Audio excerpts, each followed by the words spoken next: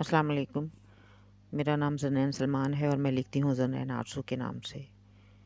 میں کہانی نہیں لکھتی، میں ان احساسات کو الفاظ میں قید کرتی ہوں جو اکثر خاموش رہ جاتے ہیں۔ آج میں آپ کے ساتھ اپنا ناول شیئر کرنے جا رہی ہوں جس کا نام ہے شہر احساس میں۔ یہ کہانی ہے ایک ایسے شخص کی جسے شہر نے بدنام کر دیا تھا، مگر جس کا دل ابھی بھی زندہ تھا۔ لوگ اسے نفرت کرتے تھے اور وہ خاموشی سے سب کے لیے کھڑا رہتا تھا۔ اور اسی شہر میں اس نے اس لڑکی سے محبت کی جو اس سے سب سے زیادہ نفرت کرتی تھی۔ آئیے شہر احساس میں داخل ہوتے ہیں۔ اس نے بھاگ کر وہ تاریک سی گلی پار کی۔ یوں ہی دوڑتے دوڑتے نہ اسے گلی کی بے جا طوالت کا احساس تھا اور نہ تاریکی کا۔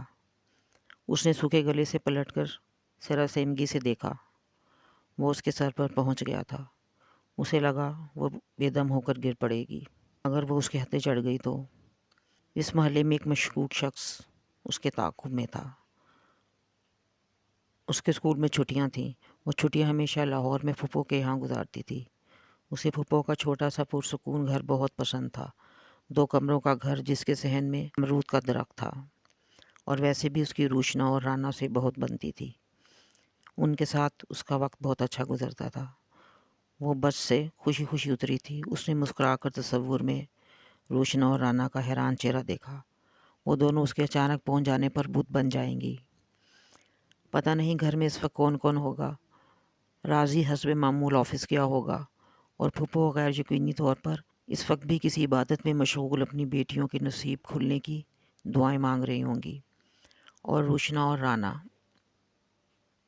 وہ ہاتھوں میں مختصر سا سامان پکڑے اس بھری دوپہر میں اعتماد سے چل رہی تھی، لیکن پھر جیسے لمحہ بھر کے لیے وہ ساکت ہو گئی۔ اس کے کانوں نے اپنے پیچھے کسی کے بھاری قدموں کی چاپ سنی۔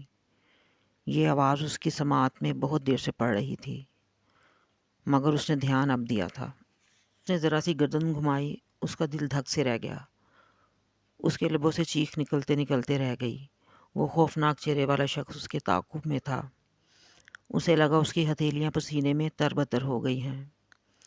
کتنی دیر تک اسے جرأت نہ ہوئی وہ قدم آگے بڑھا سکتی۔ پتہ نہیں اس تیز گرمی اور دھوپ میں کوئی اس کی مدد کو آ بھی سکے گا یا نہیں۔ اسے بالکل اندازہ نہیں تھا وہ یہاں پہنچ کر اس طرح کے حالات میں گھر جائے گی۔ اس نے دوبارہ گردن گھمائی۔ وہ اس کی طرف بڑھتا چلا آ رہا تھا۔ اس نے اسے نظریں بچا کر سامنے غلیظ سی سائیں سائیں کرتی گلی کو خوف سے دیکھا۔ وہ جب سے مسلسل دوڑ رہی تھی، اسے لگا وہ اگلے چند لمحوں میں شل ہو کر گر پڑے گی۔ رک جاؤ لڑکی، کب تک بھاگو گی اور کتنا؟ اسے جتنی آیتیں یاد تھیں سب کا ورد کر ڈالا۔ خوف کی زیادتی سے صحیح طرح سے آیتیں بھی نہیں پڑھی جا رہی تھیں۔ وہ اسے آگے نکل کر اس کا راستہ روک کر کھڑا ہو گیا۔ کیا چاہتے ہو تم؟ اس نے بہادری سے اس کی آنکھوں میں جھانکا۔ میرے ساتھ چلو، سب معلوم ہو جائے گا۔ وہ شفاقی سے مسکرایا تھا۔ وہ ایک جھٹکے سے 2 قدم پیچھے ہٹ گئی۔ نہیں۔ اس نے گہرے سانس کو نکلنے سے روک کر اس کی طرف دیکھا۔ اس نے بے توجہی سے تفکر کے 2 بل اپنی پیشانی پر ڈال لیے۔ میرا راستہ چھوڑو، میں اپنے شکار کو اتنی آسانی سے جانے نہیں دیتا۔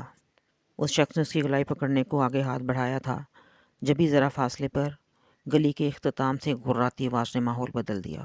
خبردار، کوئی غلط حرکت مت کرنا۔ وہ جو تھر تھر کانپ رہی تھی لپک کر اسی آواز والے کے سمت لپکی۔ کسی تیسرے وجود کی موجودگی نے اسے ڈھارس دی تھی۔ اس نے غیر شعوری طور پر اس کا بازو تھام لیا۔ تم درمیان میں ٹپکنے والے کون ہو؟ یہ ہم دونوں کا معاملہ ہے۔ یہ گھر سے خفا ہو کر آئی ہے۔ وہ خبیث مکاری سے بولا تھا۔ وہ چیخ پڑی۔ نہیں، یہ جھوٹ بول رہا ہے۔ یہ بہت دیر سے میرا پیچھا کر رہا ہے۔ پلیز آپ اس کی باتوں پر کان مت دھریں۔ یہ مجھے… وہ دونوں ہاتھوں میں چہرہ ڈھانپ کر رونے لگی۔ بہت ہو چکا، شرافت سے میرے ساتھ چلو ورنہ… خوفناک چہرے والا گرایا تھا۔ مہربان اجنبی نے آتش پا ہو کر اسے گورا۔ تم اپنا راستہ ناپو اور میری برداشت کو نہ آزماؤ، ورنہ کیا کر لو گے؟ یہ مال میرا ہے۔ وہ بھی مشتعل ہو گیا۔ اجنبی تل ملا کر آگے بڑھا۔ سارے جسم سے خون نے سمٹ کر اس کی سرخی مائل رنگت کو مزید سرخ کر دیا۔ اس خیر خواہ نے اپنی جیب سے چاقو نکال لیا۔ چاقو نکلنے کی آواز نے تجلا کو گمسم کر دیا۔ پتھر کی طرح ساکت۔ تو وہ بھی اس جیسا ہی ہے۔ اس کے پیروں کے نیچے زمین اب اتنی محفوظ نہیں رہی تھی۔ کیا فائدہ، ایک کے چنگل سے نکل کر وہ دوسرے کے چنگل میں چلی جائے گی، اور پھر وہ اس سے آگے کچھ سوچنا نہیں چاہتی تھی، جیسے اسے سانپ سونگھ گیا تھا۔ وہ شخص جو بڑی بڑی بڑکیں مار رہا تھا خاموش ہو گیا۔ شاید اسے اندازہ نہیں تھا کہ اس کا مقابل خنجر نکال لے گا۔ وہ کچھ گھبرا گیا تھا۔ اس نے ہکلا کر کہا، یار دیکھو، سودا مل کر طے ہو سکتا ہے، اس کے لیے خنجر نکالنے کی کیا ضرورت ہے؟ اور ویسے بھی مجھے خون خرابہ پسند نہیں۔ چلو یہ طے ہے، ہم یہ مال آدھا آدھا۔ اجنبی نے ایک گھونسا اس کے جبڑے پر جڑ دیا۔ وہ لڑکھڑا کر سنبھل گیا۔ دفع ہو جو ورنہ شہر کاٹ دوں گا۔ وہ چند لمحے خاموشی سے جبڑا سہلاتا رہا، پھر بھویں اچکا کر بولا، میں دیکھ لوں گا تمہیں۔ وہ تیز تیز قدموں سے دوسری طرف مڑ گیا۔ تجلا نے کوئی فکرہ بولنے کا رسک نہیں لیا، ورنہ وہ اسے ضرور جتاتی کہ وہ اس ساری کارروائی کے باوجود اس کی ذات کا کمینہ پن بھی پہچان چکی ہے۔ اس نے حقارت سے سوچا۔ اسے اپنی طرف مڑتے دیکھ کر وہ ٹھٹک کر رک گئی۔ اس نے پہلی مرتبہ غور سے دیکھا۔ اس کی بڑی بڑی بھوری آنکھیں سرخ تھیں۔ تجلا نے بہادر بن کر اس کی آنکھوں میں آنکھیں ڈال کر حقائق کا سامنا کرنا چاہا، لیکن پتہ نہیں ان آنکھوں میں کیا تھا۔ اس نے کپ کپا کر پلکیں گرا لی۔ تم بھری دوپہر میں تنہا گلیوں میں کہاں آوارہ گردی کرتی پھر رہی ہو؟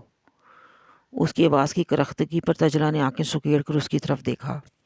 تو یہی ہے تمہاری اوقات؟ مجھے اسی لیے بچایا تھا کہ تم مجھ پر قبضہ کر سکو۔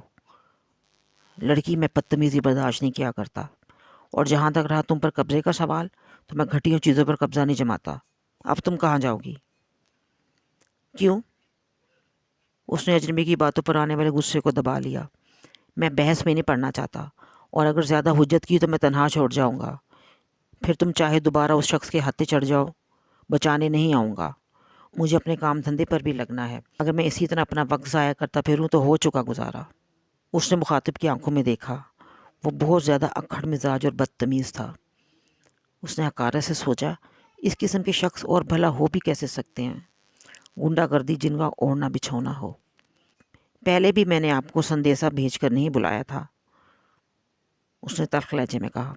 بہرحال اس نے اس کی مدد کی تھی۔ وہ کوئی شریف انسان نہیں تھا، ورنہ اس طرح جیب میں چاقو لیے نہ پھرتا، اور اس کا حلیہ بھی اوباش لوگوں جیسا تھا۔ سفید شلوار پہ بوسکی کی قمیض تقریباً ٹخنوں کو چھوتی ہوئی، گلے کے سارے بٹن کھلے تھے، جہاں سے کالی ڈوری میں موٹا سا تعویذ جھانک رہا تھا۔ بڑی بڑی مونچھوں کے آخری سرے نوکیلے تھے۔ سکون سے کہی گئی تجلا کی بات نے جیسے اس کو بھڑکا دیا تھا۔ پل بھر کے لیے اس نے غصے سے جھلملاتی آنکھوں سے بالش بھر کی لڑکی کو دیکھا۔ اس سے اس لہجے میں آج تک کسی نے بات نہیں کی تھی۔ سارا محلہ اس سے ڈرتا تھا۔ دیکھو لڑکی، شاید تم مجھے نہیں جانتی، میں شیدی ہوں، اس محلے کا دادا۔ سب مجھ سے لرزتے کامتے ہیں، مجھ سے آنکھ ملانے کی ہمت نہیں کر پاتے۔ اب اگر تم نے زیادہ چپٹ چپٹ کی تو ایک الٹے ہاتھ کا رسید کروں گا۔ اب جلدی سے اپنا پتہ بتاؤ تاکہ میں تمہیں حفاظت سے پہنچا دوں۔ ایک گنڈے سے بھلا حفاظت کی کیسے توقع کی جا سکتی ہے؟ اس نے ہونٹ سکوڑ کر کہا، اور تیز تیز قدموں سے اپنی بات کا رد عمل دیکھے بغیر گلی موڑ آئی۔ یہ عجیب بھول بھلائیاں تھیں، ہر گلی سے کئی گلیاں نکلتی تھیں۔ اسے یاد آیا، پھوپھا کے گھر کی طرف جانے والی گلی کے شروع میں پان اور بوتلوں والے کا کھوکا ہے۔ کافی دیر ادھر ادھر بھٹکتے رہنے کے بعد اسے مطلوبہ کھوکا دکھائی دے گیا تو اس نے سکون کا سانس لیا۔ اس گلی کے اختتام پر پھپھو کا گھر تھا۔ آگے بڑھتے ہوئے اسے کسی کی موجودگی کا احساس ہوا۔ گردن گھمانے پر وہ ایسے ساکت ہو گئی جیسے جادوئی دیس میں پیچھے مڑ کر دیکھ لینے پر پتھر کی بن گئی ہو، یا پھر اس کی آنکھوں نے اس دنیا میں ہی کوئی مافوق الفطرت عنصر دیکھ لیا ہو۔ وہ وہی تھا، اس محلے کا دادا۔ تم میرا پیچھا کیوں کر رہے ہو؟ میں بھلا تمہارا پیچھا کیوں کروں گا؟ مجھے تم جیسی لڑکی میں کوئی دلچسپی نہیں۔ Oh shut up, mind your language. اے چھوکری، اس ولایتی زبان کا روب کسی اور کو دینا۔ میں بہت الٹے دماغ کا ہوں، اگر میرے دماغ کا میٹر گھوم گیا تو تیرا حلیہ بگاڑ دوں گا۔ میں صرف اس لیے تمہارے پیچھے آ گیا کہ کہیں تم راستہ نہ بھول جاؤ، اور یہ کہ وہ شخص دوبارہ تمہارے سامنے نہ آ جائے۔ تو اب کر لی تسلی، اب چلتے بنو۔ پھپھو کے گھر کا دروازہ کھلا ہی تھا۔ وہ چھپاک سے اندر گھس گئی۔ ان کمزور دیواروں کی پناہ میں بے پناہ تحفظ کا احساس تن من میں جاگ اٹھا تھا۔ اف توبہ، آج کا تجربہ کتنا خوفناک اور لرزیدہ تھا۔ وہ اندر گئی تو سامنے رانا تھی۔ وہ پیٹ پوجا کے لیے باورچی خانے کا رخ کرنے کا سوچ کر اٹھی تھی۔ دونوں ایک لمحے کو آمنے سامنے جیسے ساکت سے ہو گئی۔ پھر رانا چیخ مار کر اسے چمٹ گئی۔ ارے تجلا، تم کب آئی؟ میں خواب تو نہیں دیکھ رہی؟ یہ اچھا کیا تم آ گئیں۔ سچ گرمیوں کی ان دوپہروں میں سخت بوریت ہوتی تھی۔ خود سے سوال و جواب رانا کی عادت تھی۔ رانا نے اونچا اونچا بول کر سارے گھر کو باخبر کر دیا۔ اماں، روشنا، دیکھو تو کون آیا ہے۔ رانا نے لمحہ بھر کے توقف کے بعد خود ہی دوسرے کمرے سے نکلتی روشنا کا تجسس ختم کر دیا۔ رانا کی پیشن کوئی کبھی غلط نہیں ہوتی۔ ابھی میں نے کل ہی روشنا سے تذکرہ کیا تھا کہ تجلا 1-2 دن میں پہنچے کے پہنچے، اور دیکھ لو میری بات صحیح ہو گئی۔ ہاں ہاں، زمانے بھر میں مشہور ہیں تمہاری پیشن گوئیاں، روشنا نے تجلا کو گلے لگاتے ہوئے رانا کو جواب دیا۔ تو کیا اس میں جھوٹ ہے؟ ارے بھائی، میں بالکل جھوٹ نہیں بولتی۔ یہ جو میں نے کہا تھا پچھلے ہفتے کہ بارش ہوگی، تو بارش ہوئی تھی نا۔ اور روشنی، جب تم نے پہلی تحریر بھجوائی تھی تو میں نے کہا تھا کہ ضرور چھپ جائے گی، لیکن تم یقین کر کے ہی نہیں دے رہی تھیں، اور بعد میں تم میری پیشن گوئیوں پر خود ہی مان لے آئی تھیں۔ اور رانا کا ریکارڈ چالو ہو گیا تھا۔ روشنا نے مسکرا کر کہا، بس بس، تم بہت پہنچی ہوئی چیز ہو، ہم تمہیں اپنا گرو مانتے ہیں۔ اب ذرا تجلا کے لیے شربت بنا لاؤ، اور ہاں، کھانا بھی گرم کر دو۔ کیوں، کھانا تو کھاؤ گی نا تجلا؟ ہاں بھائی، مجھے تو سخت بھوک لگ رہی ہے، میں نے راستے میں بھی کچھ نہیں کھایا۔ اس نے کسل مندی سے پاؤں پہ سارتے ہوئے جمائی لی۔ بہت تھکی تھکی دکھائی دے رہی ہو، سفر تو ٹھیک گزرا نا؟ ہاں، بس اسٹاپ تک سارا ٹھیک تھا، لیکن بعد میں اس نے ساری تفصیل بتا دی۔ روشنا ڈر سی گئی۔ اف خدایا، تو تمہاری اس شیدی سے مدبھیڑ ہو گئی جس سے سارا محلہ پناہ مانگتا ہے۔ میں کہتی ہوں اس کے منہ لگنے کی ضرورت ہی کیا تھی، چپ چاپ لوٹ آتی۔ تم نہیں جانتی، شریف لوگوں کو اس نے ناک میں دم کر رکھا ہے، لڑکیوں کا گلی سے نکلنا مشکل ہے۔ پان والے کھوکے پر جمع ساری لڑکیوں کو گھورے جائے گا۔ لیکن اس نے میرے ساتھ تو کوئی بدتمیزی نہیں کی۔ نہیں کی تو اب کرے گا۔ گھر تو دیکھ گیا ہے تمہارے تعاقب میں آ کر۔ کھانے کی ٹرے اندر لے کر آتی رانا نے سب سن لیا۔ وہ بے شمار سوالوں کی فہرست لیے انٹرویو لینے کو تیار ہو گئی۔ شیدی نے تم سے شرافت کا مظاہرہ کیوں کیا؟ شیدی کبھی کسی کے بچاؤ کے لیے نہیں آتا، بلکہ وہ خود گول گپاڑا کرتا رہتا ہے۔ پھر وہ تمہاری مدد کو کیوں آیا؟ یہ واقعی تشویش کی بات ہے۔ وہ گھر دیکھ گیا ہے، اب ہر وقت اندر سے کنڈی لگا کر رکھنا پڑے گی۔ رانا، اس نے آہستگی سے پوچھا، کیا وہ اتنا ہی خطرناک ہے؟ ہاں، تو سب مل کر اسے محلے سے نکال باہر کیوں نہیں کرتے؟ بھائی، سب اس سے ڈرتے ہیں، کوئی اس کے خلاف کہہ کر تو دیکھے، اس کا حشر کر دیتا ہے۔ ایک بار پان کے کھوکے پر کسی نے اسے پان والے کا ادھار چکانے کو کہہ دیا، بس پھر کیا تھا، اس کے تھوبڑے کا نقشہ بگڑ گیا۔ مہینہ بھر چارپائی پر پڑا رہا تھا وہ بیچارہ۔ اچھا، اس نے حیرت سے کہا، اس کا مطلب ہے میں نے اسے الجھ کر اچھا نہیں کیا، وہ ہمیں بھی پریشان کر سکتا ہے۔ اس نے سالن کی پلیٹ میں نوالا رکھ دیا۔ ارے بابا، جو ہوگا دیکھا جائے گا، فی الحال تم آرام سے کھانا کھاؤ۔ روشنا نے اس کی پلیٹ میں اور سالن ڈالا۔ ہاں، البتہ اماں کو اس سلسلے میں ہوا نہیں لگنی چاہیے، ورنہ وہ میرا باہر نکلنا بند کر دیں گی۔ کیوں، تم کہاں جاتی ہو؟ اصل میں روشنا کوکنگ کورس کر رہی ہے، چائنیز اور کانٹیننٹل۔ رانا نے پیشانی رگڑتی تجلا کو دیکھا۔ ارے بھائی، اس کے لیے باہر جانے کی کیا ضرورت ہے؟ آج کل تو ٹی وی پہ بہت سے کورسز آ رہے ہیں، لیکن ٹی وی پہ وہ سمجھ نہیں آتی جو باقاعدہ خود جا کے کلاسز لینے میں مزہ آتا ہے۔ روشنا ٹرے اٹھا کر لے گئی اور وہ وہیں لیٹ گئی۔ وہ سخت تھکی ہوئی تھی اور پھر آج کے واقعے کے بارے میں غور کرتے ہوئے جانے کا وہ گہری نیند سو گئی۔ شام کو جب وہ چہرے پر پانی کے جھپکے مار کر مڑی تو سارے تفکر کہیں دب دبا گئے تھے۔ تخت پر سفید بچھی چادر پر پھپھو مل مل کر دوپٹہ اوڑھے براجمان تھیں۔ ان کے سرہانے موتیے کے پھول پڑے تھے، ان کی موہنی خوشبو سارے صحن میں پھیلی ہوئی تھی۔ وہ پھپھو کے قدموں میں آن بیٹھی۔ پھپھو کا ہاتھ اس کے بالوں میں اپنی شفقت کا احساس دلاتا رہا۔ اس نے اپنی ماں کے بعد پیار کا لمس ان کے ہاتھوں میں پایا تھا۔ اس کے لیے وہ ساری عمر ان کے قدموں میں گزار دینا چاہتی تھی۔ پیار، محبت اور اعتبار کی مثلث اسے پھپھو کے پاس سے ملی تھی۔ وہ ان کی ممتا کی چھاؤں میں آسودگی کے سانس لینا چاہتی تھی، لیکن وہ پابند تھی۔ اماں اور ابا کے گزر جانے کے بعد اسے بچپن میں نانی نے اپنے پاس رکھ لیا تھا۔ جب تک نانی کا سایہ سر پر رہا وہ زمانے کی گرم سرد ہواؤں سے محفوظ رہی۔ ان کے گزر جانے کے بعد اس سے کسی نے اچھا سلوک نہیں کیا۔ یہ ایک تھکا دینے والا، چور چور کر دینے والا سفر تھا۔ خالہ اور ان کی بچیوں نے ہر ہونے والے نقصان کو اس کی ذات سے منسوب کر دیا۔ زاہدہ جب اجڑ کر گھر آ بیٹھی تو اس نے بھی اپنی زندگی کی بربادی کا ذمہ دار اسے ٹھہرایا۔ یہ نحوست جب تک اس گھر میں ہے کچھ بھی صحیح نہیں ہو سکتا۔ پیدا ہوتی اپنے ماں باپ کو کھا گئی، پھر نانی کو نگل لیا، پھر زاہدہ کے ابا کو کاروبار میں نقصان ہو گیا، اور اب زاہدہ اجڑ کر آن بیٹھی ہے۔ پتہ نہیں وہ کون سی مبارک گھڑی ہوگی جب یہ اپنی کالی صورت یہاں سے لے کر دفان ہو جائے گی۔ لیکن وہ دفان نہیں ہو سکتی تھی۔ خالو کو اس سے بہت محبت تھی، وہ اس کا بہت خیال رکھتے تھے، اس کے لیے کبھی کبھار اپنی بچیوں کو بھی ڈانٹ دیتے تھے۔ دشمنی کا یہ بیج تبھی سے پڑا تھا۔ اس کا وجود سب کی نظروں میں کھٹکتا تھا۔ خالہ اٹھتے بیٹھتے اس کے سر پر سوار ہونے کا رونا رویا کرتی۔ ارے اصولی طور پر اسے اپنے دودھیال میں رہنا چاہیے، یہ اچھا کیا ان بےغیرتوں نے اپنا بوجھ ہم پر لاد دیا۔ اس مہنگائی کے دور میں ایک پائی بھی خرچ کرنا دشوار ہو جاتا ہے، اور کہاں اس لڑکی کا ساری زندگی کا ٹھیکہ۔ اپنی بچیوں کے ساتھ اس بدذات کے بیاہ کا خرچہ بھی کرو۔ نے گوڑی لاہور میں چھٹیاں گزارنے پھپھو کے پاس جا پہنچتی ہے۔ کیا پھپھو کا خون اتنا سفید ہو گیا ہے جو مرے بھائی کی نشانی کو پاس رکھنے کو دل نہیں چاہتا؟ ہاں جی، کون درد سری مور لیتا ہے اس زمانے میں؟ چھی چھی، کمبختوں نے ایک بار بھی پھوٹے منہ سے نہیں کہا کہ ہمارے گھر کی عزت واپس کر دو۔ اس نے خالہ کا دن رات مہنگائی کا رونا سن کر اسکول میں نوکری کر لی تھی۔ وہ خود اپنی ذمہ داری سے آگاہ تھی، اسے پتا تھا اسے اپنا بوجھ خود اٹھانا ہے۔ پھپھو خود ہی اس کی آنکھوں میں جھانک لیتی تھی۔ بچی، اگر کوئی مشکل ہے تو یہی میرے پاس آ جا۔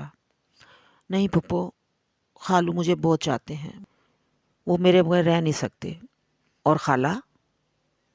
وہ آنکھوں پر ہاتھ کا چھجا بنا کر اسے پڑھنے کی کوشش کرتی۔ انہیں بھی میرا بہت خیال ہے۔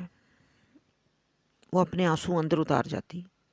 پھر بھی بچی، تو چند دنوں کے لیے آتی ہے تو کتنا اچھا لگتا ہے۔ تو میرے اکلوتے بھائی کی نشانی ہے پتر۔ تجھ میں مجھے بھائی کی تصویر نظر آتی ہے، خاص کر تیری آنکھیں بالکل افتخار پر ہیں۔ اس کی آنکھیں بڑی بڑی اور سیاہ تھیں جن پر گھنیری پلکوں کا سایہ تھا، اور جن کی ہلکی سی جنبش سے کائنات ساکت ہو جاتی تھی۔ ضلع چپ بیٹھی تھی، گمسم، سامنے دیکھتی ہوئی۔ پھپھو بہت دیر محبت سے اس سے باتیں کرنے کے بعد مغرب کی نماز پڑھنے کے لیے وضو کرنے صحن میں لگے نلکے کی طرف چلی گئیں۔ تبھی اس نے رانا کو دروازہ کھولتے اور راضی کو اندر آتے دیکھا۔ ارے گندی لڑکی، حسب دستور تمہارا پھر نزول ہو گیا۔ راضی نے خوشگواری سے اس کے سر پر چپت رسید کی۔ اچھا، اگر میرا آنا برا لگتا ہے تو اب نہیں آیا کروں گی۔ راضی سے خفا ہونا بہت فائدہ مند تھا۔ راضی اسے منانے کے لیے ہمیشہ آئس کریم کھلاتا تھا یا پھر برگر۔ وہ اسی پر خوش ہو جاتی تھی۔ راضی کی جیب کا اسے دھیان تھا، بیچارہ دن بھر کی محنت کے بعد 4 پیسے کما کر لاتا تھا جس سے گھر کا خرچہ چلتا تھا۔ پھوپھا کے گزر جانے کے بعد ایک کسی کا تو سہارا تھا۔ بڑے افسوس کی بات ہے تجلا۔ وہ لمحے بھر کو رکا۔ تم میری باتوں کا ہمیشہ غلط مطلب نکالتی ہو۔ اس کے قریب تخت پر ٹانگیں پسار کر بیٹھ گیا۔ بھائی کھانا لاؤں؟ روشنا نے باورچی خانے سے ہانک لگائی۔ نہیں، اس باگڑ بلی کے ساتھ ہی کھاؤں گا۔ جی نہیں، لیکن میں تمہارے ساتھ نہیں کھاؤں گی۔ تمہارے ساتھ کھانا کھانا تو بھوکا رہنے کے مترادف ہے۔ میرے حصے کا بھی تم جلدی جلدی چٹ کر جاتے ہو۔ اچھا، تبھی تو میں کہوں تمہارے ساتھ کھانا کھانے کے بعد ہمیشہ میرے پیٹ میں درد کیوں ہوتا ہے؟ بڑی پتھر پھاڑ نظر ہے تمہاری۔ وہ روشنا کا ہاتھ بٹانے باورچی خانے میں آ گئی۔ روشنا برتنوں کے ڈھیر سے الجھ رہی تھی۔ کوئی کام ہو تو بتاؤ۔ سب ہو گیا یار، بس ذرا سلاد بنا دو، اور میرے لیے 1 کپ چائے بھی۔ راضی دروازے کے فریم میں آ کھڑا ہوا۔ یہ چائے کا کون سا وقت ہے؟ سیدھے سیدھے کھانا کھاؤ، اس نے طاق میں تانکا جھانکی کرتے ہوئے کہا۔ راضی نے دلچسپی سے اس کے مصروف ہاتھوں کو دیکھا۔ چلو کھانا ہی کھا لیتا ہوں، لیکن اگر تم اپنے ہاتھوں سے نکالو تو۔ وہ اس کے پاس چوکے پر ٹک گیا۔ تجلا روشنا کے ساتھ شوق میں اس کے کوکنگ سینٹر جانے کو نکلی تھی۔ اس کا وقت بہت اچھا گزرا تھا۔ کافی لڑکیاں تھیں جو سیکھنے آئی تھیں۔ کافی بڑا سینٹر تھا جہاں سلائی کڑھائی بھی سکھائی جاتی تھی اور مصوری بھی۔ بیوٹیشین کی کلاسز بھی ہوتی تھیں۔ تجلا گھوم پھر کر خوب انجوائے کرتی رہی۔ واپسی پر بس سے اترتے ہوئے اس نے مسکرا کر کہا، ویسے روشنی ایک بات پوچھوں؟ تم یہ سب کس کے لیے سیکھ رہی ہو؟ کیا مطلب؟ کس کے لیے؟ مطلب شاید تم نے کہیں پڑھ لیا ہوگا کہ شوہروں کے دل کا راستہ معدے سے ہو کر گزرتا ہے۔ روشنا جھیم گئی۔ ارے نہیں، فارغ بیٹھنے سے تو بہتر ہے کہ بندہ کچھ سیکھ لے۔ اور پھر تجلا؟ اس کے چہرے پر ایک سایہ سا آ کر گزر گیا۔ پتہ نہیں ایسے لمحات زندگی میں آئیں گے بھی یا نہیں۔ ہے نا پگلی، کیسی بے وقوفی کی باتیں کرتی ہو؟ خدا نخواستہ کیوں ایسے لمحات نہیں آئیں گے؟ تمہیں پتہ ہے نا آج کل زمانہ کس ڈھنگ سے جا رہا ہے، اور ہم جیسی سفید پوش لڑکیاں والدین کی دہلیز پر بیٹھے بیٹھے بوڑھی ہو جاتی ہیں۔ خیر اب ایسی بھی تم بوڑھی نہیں ہو گئی؟ اتنی چھوٹی عمر میں ایسی مایوسی کی باتیں زیب نہیں دیتی۔ اب کے برس میں 26 سے اوپر ہو جاؤں گی۔ ارے میری بنو دیکھ لینا، جس دن اچانک کوئی شہزادہ دروازے پر لینے آن کھڑا ہوگا تو دنگ۔ اس نے باتیں کرتے کرتے روشنا پر نظر ڈالی۔ روشنا کے چہرے پر خوف کی پرچھائیاں ابھری ہوئی تھیں۔ کیوں خیریت؟ تجلا نے حیرت سے پوچھا۔ روشنا نے خاموشی سے سامنے کی طرف اشارہ کیا۔ اس نے اس کی انگلی کے تعاقب میں گردن سیدھی کر کے سامنے دیکھا۔ شہدی، شہدی۔ گائز آج کے ایپیسوڈ کا اختتام یہیں پر ہوتا ہے۔ اب دیکھتے ہیں اگلی ایپیسوڈ میں شہدی اور تجلا کی ملاقات کیا رنگ لاتی ہے۔ اگر یہ پہلی ایپیسوڈ پسند آئی ہو تو ویڈیو کو لائک، شیئر اور سبسکرائب کریں، اور بیل آئیکن ضرور دبائیں تاکہ آپ کو اس کی نیکسٹ ایپیسوڈ ایزیلی اویلیبل ہو جائے۔ اجازت دیجیے اگلی ایپیسوڈ تک۔ اللہ حافظ، جزاک اللہ۔